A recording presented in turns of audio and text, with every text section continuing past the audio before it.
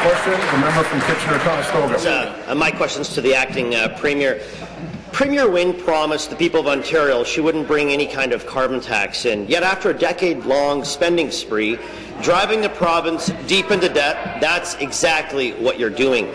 A cap and tax scheme that will damage our economy, put Ontario companies at a competitive disadvantage, kill jobs, and saddle Ontario families with higher prices. This is a carbon scheme she told Ontarians was, quote, not part of our plan. She lied straight to the face of every Ontarian. Hear, hear. The member will withdraw. Draw. She did. So, Deputy Premier, I have a simple question. Do you think the people of Ontario are ignorant, or do you simply have no respect for them? Here, here. Thank you. Wow. Speaker, first of all, I want to ask the member opposite to look back and see that we have, for many years, said that we are going to be introducing a price on carbon, Speaker. This morning we announced that we will be moving forward with the cap-and-trade process. We have enormous respect for the people of this province. We have enormous respect for the children, Speaker, for our seniors, all of the people who are paying the cost now in their health and in their wallet with climate change, Speaker, with pollution and climate change. We are moving forward, and there is real support for this initiative. The member opposite is part of a party that supported action on climate change, Speaker, just a couple of weeks ago. I think you were right then, and I think you're wrong today. We are moving forward on this, Speaker, because it's the right thing to do today and for future generations.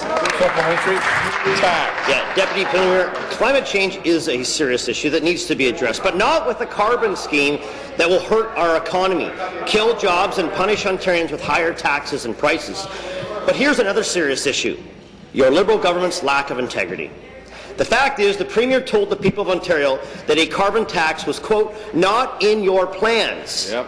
The last time I asked in this House, I was told a carbon scheme simply does not exist, that I must be reading Alice in Wonderland. Yep. Now that you're broke, you've gone down the rabbit hole, you're turning your back on your word and turning toward a $2 billion tax and cap scheme.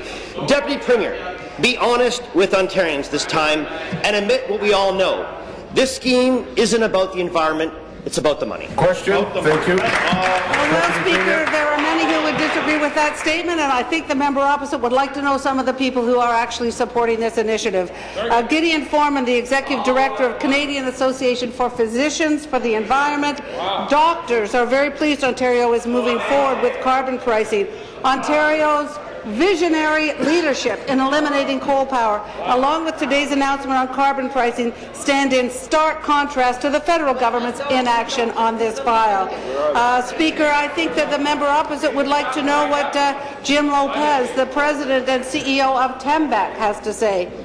We congratulate the Government of Ontario on announcing a carbon pricing system to reduce emissions while growing the local economy and jobs, Speaker.